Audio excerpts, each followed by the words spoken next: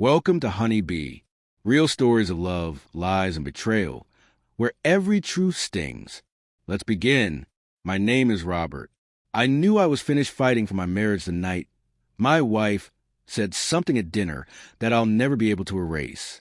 We were seated across from each other when she looked me in the eye and said, "I'm in love with someone else."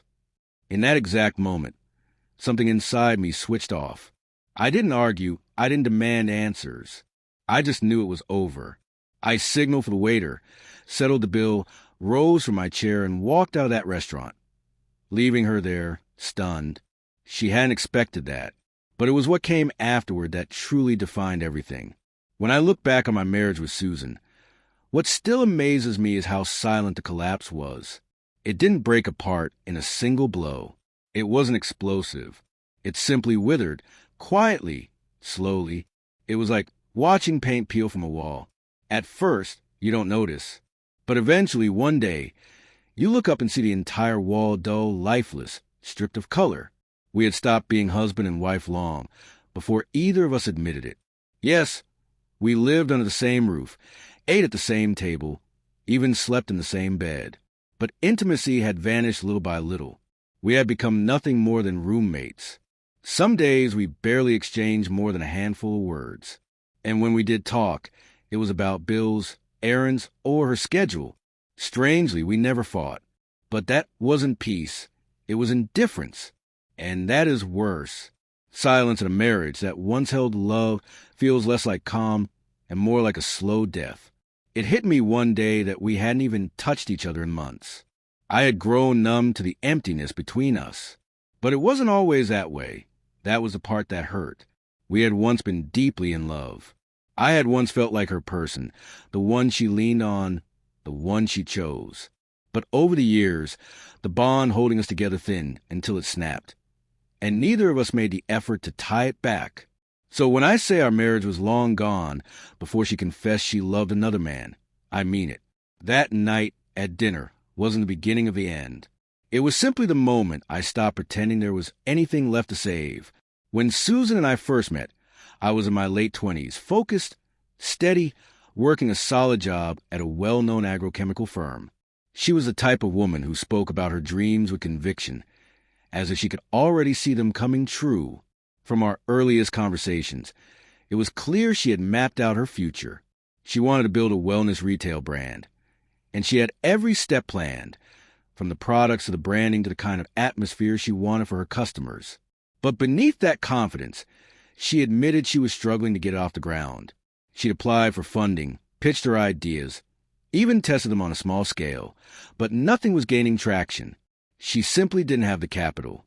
Now, I've never been one to throw my money around, especially not into something uncertain. I had worked hard to save what I had.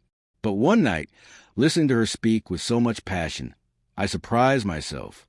I dipped into my savings and handed her $50,000 to launch her dream. I believed in her that much. The look on her face that night is something I'll never forget. She was overwhelmed, repeating, "Thank you," over and over, saying no one, not family, not friends, had ever believed in her that way. For the first time, she looked at me not just with gratitude, but with genuine admiration. That meant more to me than anything. She was meticulous about doing things properly, even explaining the legal structures she was putting in place. On paper, it looked like a business deal. But for me, it wasn't just about money. It was about us, about building a shared future. That $50,000 wasn't just cash. It was a piece of me I was giving her. And things did take off. She expanded services, hired staff, rebranded, launched marketing campaigns. Every week, I saw progress. What had once been late-night dreams was unfolding in real time. I was proud of her, and I supported her without holding back. Watching the person you love grow into their potential brings a joy that's hard to explain. And in those moments, I felt like I was part of her light. Not long after, we got married. I was genuinely excited. Two ambitious people with aligned goals. I thought it was the perfect setup. A future filled with progress, support, and eventually a family. The early days of marriage were calm, steady. We encouraged each other. We understood one another's ambitions. She called me her silent strength, We weren't flawless, but we were united. Then, as her business gained traction, things began shifting. I kept telling myself this was just what growth looked like. Late nights, long hours, exhaustion, just a season. But the season never ended. She became busier, came home later and later. Her style changed, more polished, more expensive. Her circle shifted too. Old friends disappeared, replaced by colleagues and clients I had never met. Still, I stayed quiet. I avoided confrontation, hoping my patience would bring her back. I picked up more chores, lost myself in work, told myself this was temporary. But by our 4th year, the truth was undeniable. The warmth was gone. What remained were long silences, empty excuses, and an ever-growing gap between us. We didn't even bother arguing anymore. We were just coexisting. One evening, I came home earlier than usual. Pulling into the driveway quietly, I heard Susan's voice from the back patio. She was on the phone, laughing in a way I hadn't heard in years. Playful, flirty. I paused, listening long enough to know this wasn't business. She was talking to a man. When I stepped into view and said her name, she startled. She hung up immediately. I asked calmly, "Who were you talking to?" She got defensive, accusing me of sneaking around, twisting the question back on me. I didn't push further. Her silence and the guilt in her eyes said more than any explanation ever could. From that day, the atmosphere in our home shifted completely. We moved like strangers, polite, distant, detached.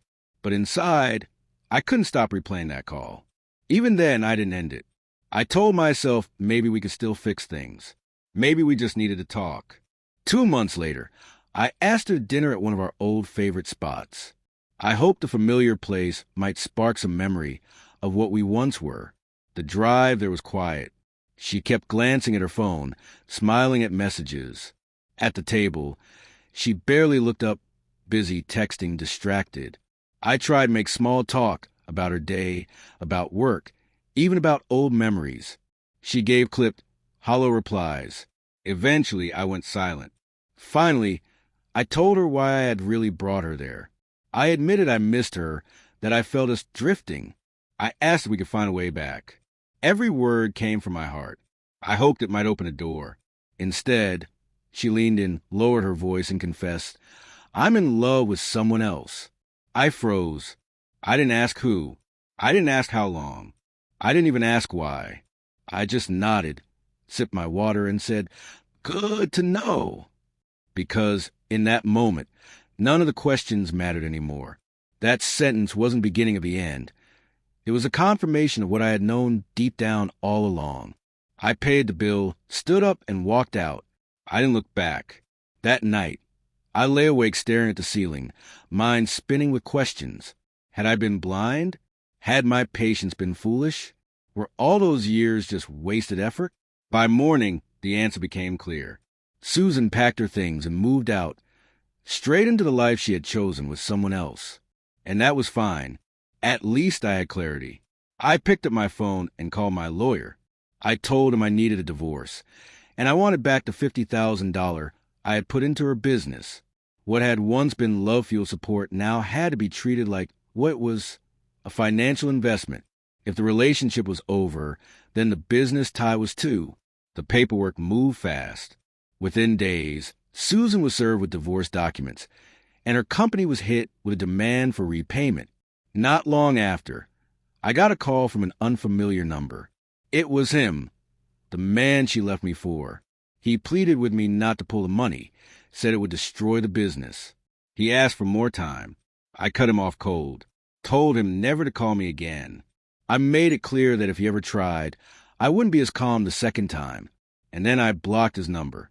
That was the last we ever spoke. The divorce wasn't easy. Courts leaned in her favor, as they so often do. But I had two advantages: no children, and the fact she had already moved out. That limited her claims. In the end, I walked away with everything I sought, including my $50,000 plus interest, because letting her walk away with that would have felt like rewarding betrayal. Now, when I think about Susan, I feel neither hatred nor love. The woman I fell for disappeared long ago. What remained was not someone who deserved my loyalty. So I close the chapter with my dignity intact, with every door shut behind me. Thank you for listening.